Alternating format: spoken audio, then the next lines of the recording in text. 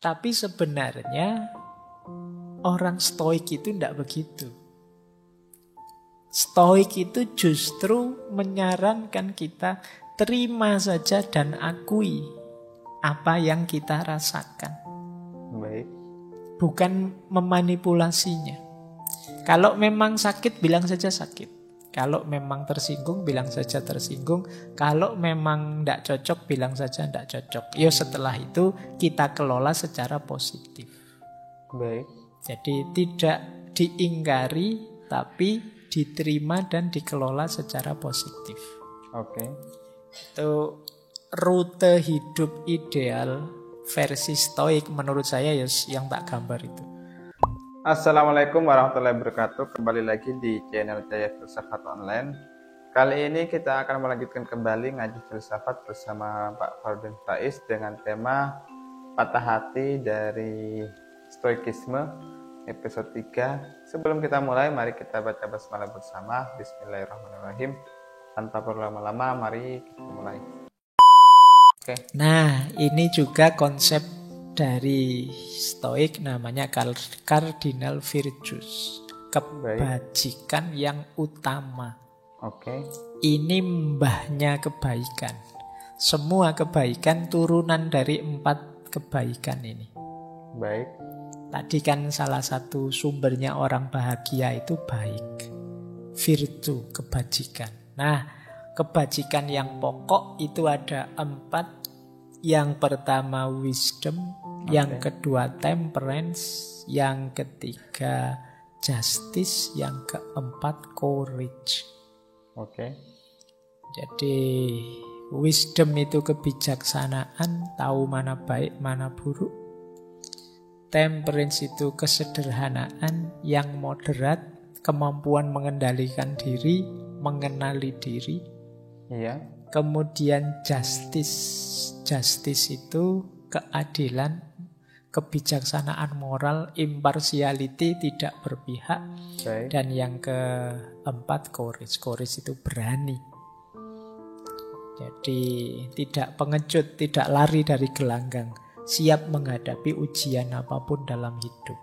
Baik. Kalau kita punya 4 karakter ini, ya insya Allah kita terbawa ke ranah kebahagiaan. Orang itu yang tidak wisdom sulit bahagia. Yang hidupnya berlebihan, tidak sederhana, tidak moderat, pasti juga ketemu banyak kepahitan-kepahitan. Oke. Apalagi yang tidak adil, apalagi yang tidak berani menghadapi hidup. Makanya ini disebut cardinal virtues, kebajikan-kebajikan pokok.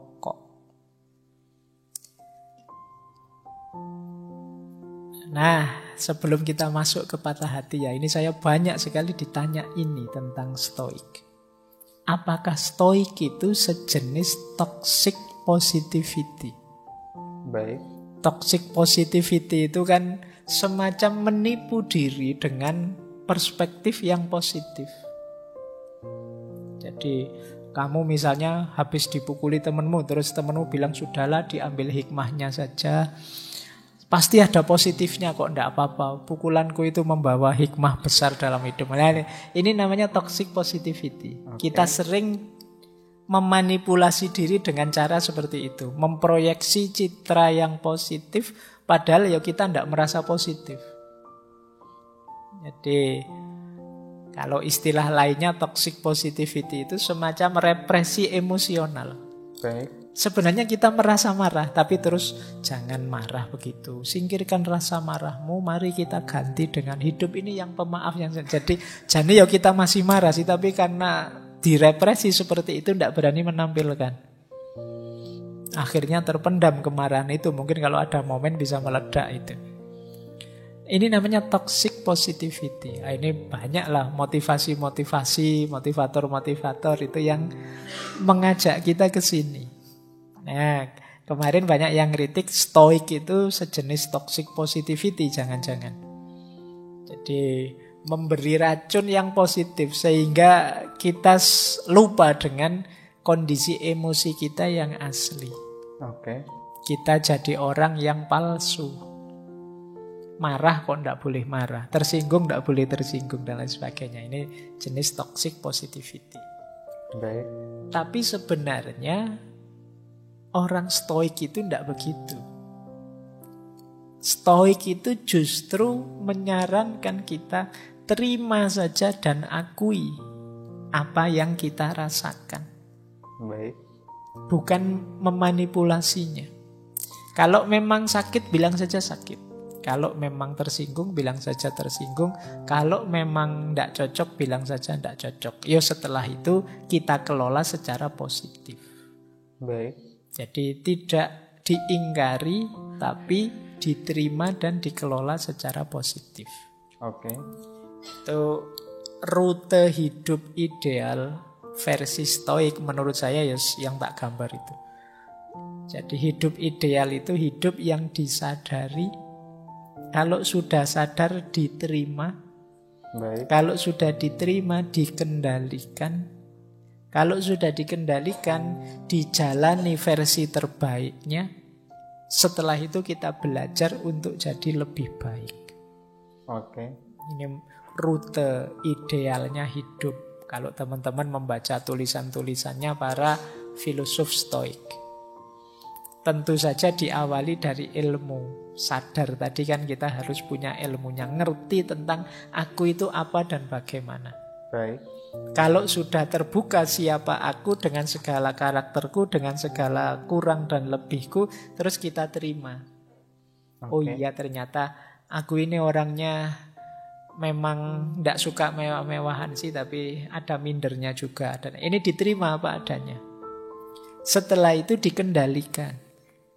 Dikendalikan itu, oh ini buruk, jangan aku lampiaskan keluar. Kalau ini baik, oh kalau ini cukup untuk aku sendiri, kalau ini bisalah untuk orang lain. Kalau ini namanya mengendalikan. Baik. Jadi ngerti batas kita, ini namanya mengendalikan. Setelah itu apa? Dijalankan versi terbaiknya. Apa sih yang terbaik yang bisa aku lakukan untuk hidupku dan untuk sesama di sekelilingku. Setelah itu kita belajar lagi apa yang lebih baik. Aku harus meningkat bagaimana. Aku harus lebih baik yang seperti apa. Nah ini pandangannya stoikisme tentang hidup. Jadi kalau ada yang tanya, Pak, stoik itu jangan-jangan sejenis positivitas yang toksik, yang meracuni pikiran kita sehingga kita palsu. Oke. Nah, kalau definisinya toxic positivity itu adalah menipu diri. Jadi kita tidak menyadari hakikat emosi kita. Ya, kalau di stoikisme tidak begitu. Kalau di stoikisme justru kita diminta menyadari dan menerima, meskipun nanti ujungnya kita diminta memperbaiki. Baik. Oke. Jadi ada konsep stoic positivity ya. Jadi toxic positivity ini adalah gagasan bahwa kita seharusnya hanya memikirkan hal-hal positif dan tidak membiarkan diri memiliki pikiran atau emosi negatif. Seringkali kita melakukan ini dan memproyeksikan citra positif, bahkan saat kita tidak merasa positif. Pada dasarnya ini adalah represi emosional, yakni tidak membiarkan diri kita merasakan apa yang harusnya dirasakan, dan kadang juga mengabaikan apa yang orang lain rasakan. Secara umum hal semacam ini adalah palsu dan pura-pura. Nah, kalau dalam pengertian toxic positivity ini, ketika kita mengalami masalah, itu kan kita merasakan tertekan ya, merasakan kadang ya tidak bisa menerima atas masalah yang menimpa kita. Kalau menurut toxic positivity itu kita disuruh ambil hikmah dari masalah yang menimpa kita. Nah, itu kan kontra terhadap apa yang kita rasakan. Yang kita rasakan itu adalah tidak semudah dengan teori toxic positivity yang menerima hikmah-hikmah dari masalah tersebut, yang pada akhirnya hanya kepalsuan dan pura-pura untuk menerima. Tapi yang dimaksud stoik yaitu ketabahan menerima, bukan berpura-pura tapi dapat menerima apa yang terjadi kepada kita. Misalnya kita mengalami patah hati. Nah, dalam masalah patah hati ini pasti kita merasakan sakit. Orang yang kita cintai tiba-tiba pergi meninggalkan kita. Nah, di sini kalau menurut Stoik yaitu kita sadari dan kita pahami apa yang terjadi kepada kita. Oke, kita sekarang sudah tidak bersama lagi. Kita sekarang sudah putus. Status kita adalah sendiri-sendiri sekarang, sadar bahwa kita sudah putus. Nah, dan terima kenyataan itu, kita terima serta mengendalikan diri. Mengendalikan diri kita itu biasanya kalau orang yang tidak sanggup menerima, dia melampiaskan ke hal-hal negatif. Tapi kita kendalikan diri kita, lampiaskanlah terhadap hal-hal yang positif. Misalnya kembali mengejar cita-cita yang dulu pernah kita impikan, melakukan hal-hal positif yang belum kita lakukan.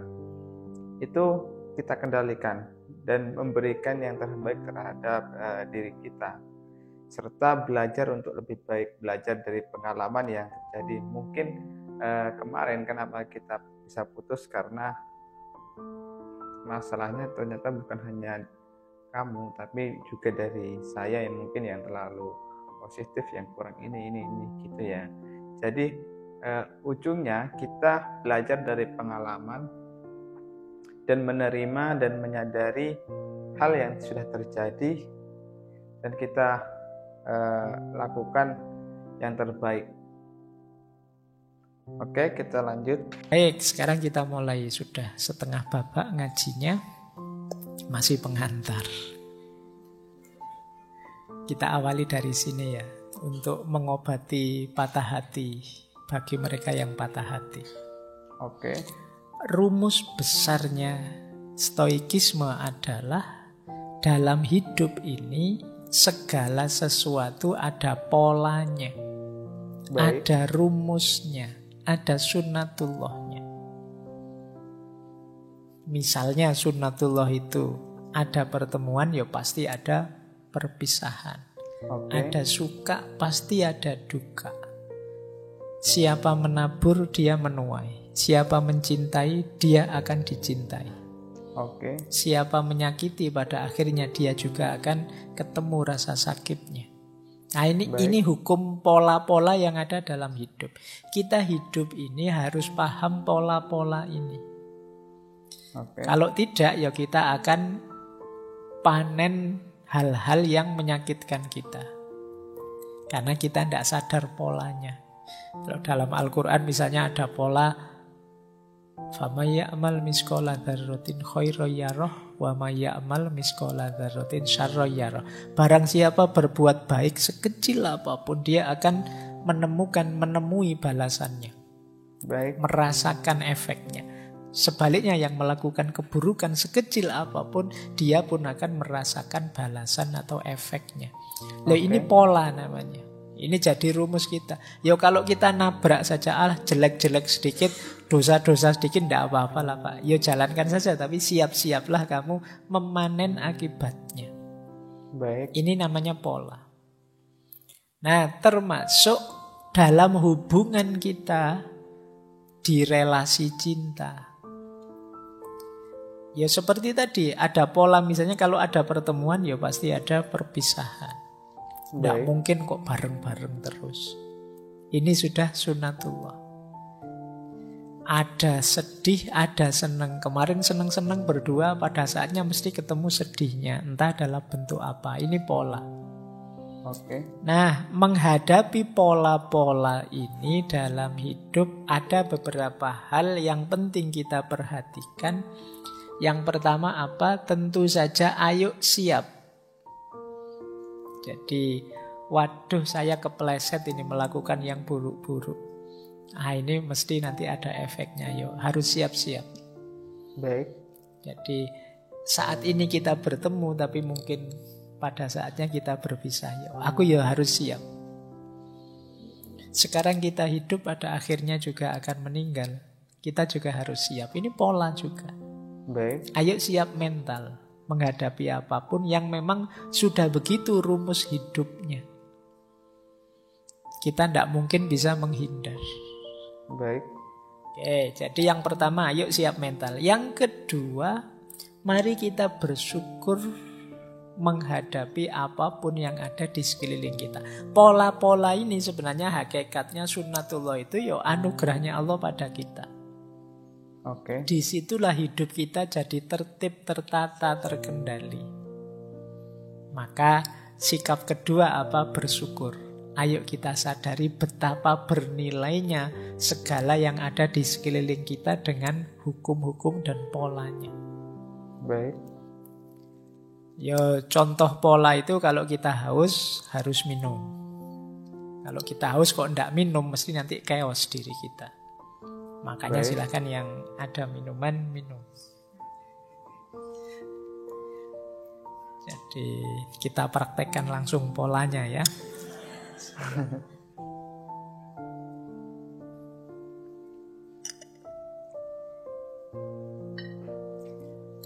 Baik.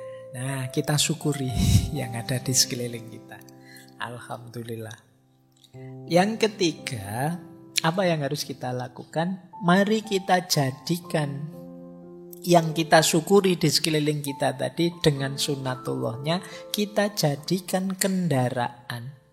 Kita jadikan dasar untuk melakukan kebajikan. Oke. Itu bagian dari modal yang diberikan oleh Allah. Di apapun pola hidup ini mari kita pahami, kemudian kita kendarai sebagai dasar melakukan kebaikan. Oke. Kemudian ayo membangun kenangan kebaikan sebanyak mungkin. Karena kita manusia itu edisi terbatas dan kita juga terbatas. Mumpung masih ada waktu, ada kesempatan, apalagi yang harus kita lakukan selain memperbanyak kenangan kebaikan sebanyak mungkin. Nah, ini di beberapa filosof dijelaskan ini bagian dari kita membangun monumen keabadian diri kita sendiri. Jadi kalau kita ingin hidup abadi dalam tanda petik, ayo memperbanyak momen dan kenangan kebaikan. Oke. Momen kebaikan itu kan akan diingat terus. Sehingga kita jadi abadi dalam tanda petik. Meskipun mungkin nanti pada saatnya kita tidak ada, orang masih mengenang kita. Kenapa? Kebaikan kita banyak. Baik. Seandainya bukan orang sana-sana, hanya anak cucu kita saja ya sudah lumayan. Kita kan tetap dikenang, berarti kita tetap hidup di pikiran mereka. Oke. Ingat-ingatlah sini, mbahmu dulu itu rajin sekali sholat tahajud. Nah, itu monumen kenangan kebaikannya hidup. Baik. Nah, jangan yang buruk. Kalau yang buruk ya kenangannya bukan kenangan yang baik. Oke. Bisa blunder kamu nanti. Wah, si mbahmu dulu jam segini mesti ngopi di kafe, ndak pulang-pulang sampai jam itu. Diceritakan ndak enak. Nah, ayo bikin monumen kebaikan sebanyak mungkin biar nanti dia jadi memori di kepala anak cucu kita. Minimal ya syukur-syukur lebih luas jangkauannya. Mungkin yang jadi guru di murid-muridnya, yang nanti jadi kiai pada santri-santrinya. Ada banyak momen kebaikan yang itu nanti jadi sejarah mengabadikan diri kita. Meskipun kita nanti jadi ndak ada, wong setiap orang juga ada limitnya usianya, tapi kita masih tetap hidup di hati mereka, di pikiran mereka. Baik. Nah, apalagi yang harus kita lakukan? Mumpung masih ada kesempatan juga, ayo meningkatkan kualitas diri. Biar apa? Kita bisa memberi yang lebih baik pada orang-orang yang kita cintai. Oke. Kebisaan kita, kemampuan kita, kompetensi kita, ayo ditingkatkan terus. Kalau kita jadi orang yang lebih berkualitas, kita kan bisa memberi hal yang lebih berkualitas juga pada orang-orang sekeliling kita yang kita cintai. Baik. Kalau kemampuan kita bertambah, kemanfaatan kita juga akan bertambah. Mumpung masih ada waktu menghadapi pola-pola hidup ini tadi, ayo kita manfaatkan untuk meningkatkan kualitas diri kita. Baik. Kemudian pada akhirnya, itu tadi ada banyak rumus menyikapi sunnatullah, menyikapi pola hidup. Semua yang kita lakukan tadi pada akhirnya akan membuat diri kita jadi lebih baik. Oke. Jadi meskipun nanti jatuhnya kita ditinggal sehingga kita patah hati, tapi kalau kita menerapkan rumus ini, pada akhirnya jatuhnya juga jadi lebih baik. Kita sudah meningkatkan kualitas diri kita setinggi mungkin, ingin memberikan yang terbaik untuk yang kita cintai. Lah kok yang kita cintai ninggal kita?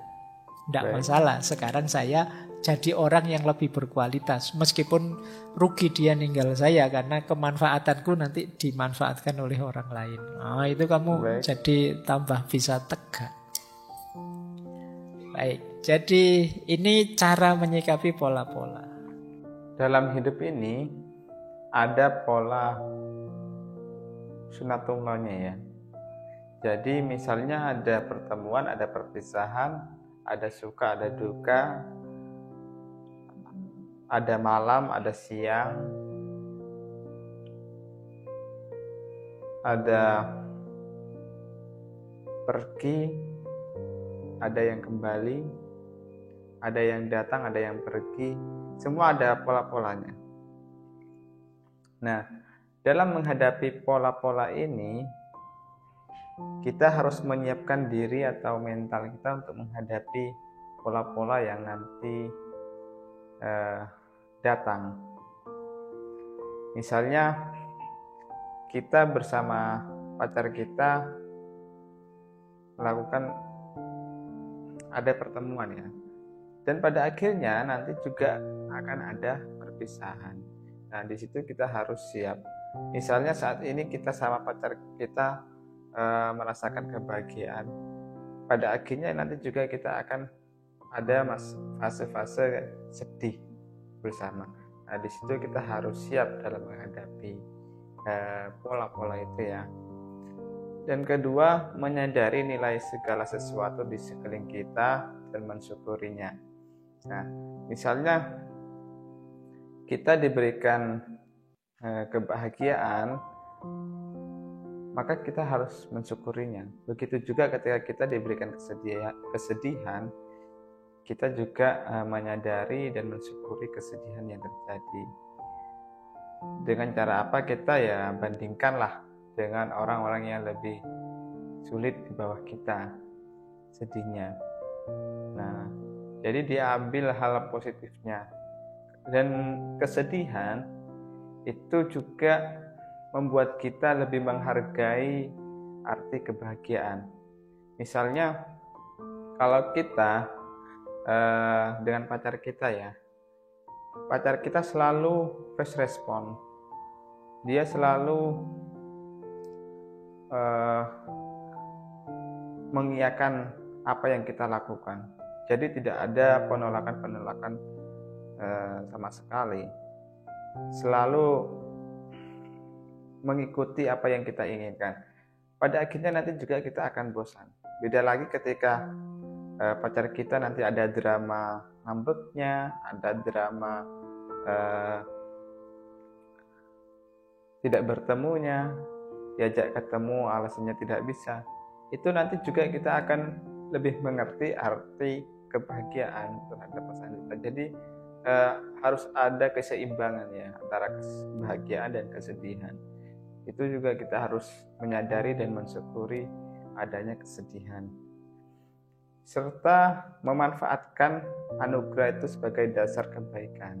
Jadi pada dasarnya itu adalah anugerah yang diberikan oleh Tuhan. Dan pada akhirnya apapun yang terjadi di dalam hidup kita tetap menjadi manusia yang selalu lebih baik. Jangan bosan-bosan untuk berbuat baik karena tidak ada balasan dari orang lain. Tetaplah berbuat baik meskipun engkau selalu kebaikan itu tidak terlihat. Meskipun kebaikanmu belum engkau rasakan, tapi teruslah berbuat baik. Jangan pernah bosan-bosan. Oke, mungkin itu. Thank you yang sudah menonton sampai selesai. Mohon maaf apabila ada kata-kata yang salah. Kurang lebihnya mohon maaf. Wallahul muwaffiq. Wassalamualaikum warahmatullahi wabarakatuh.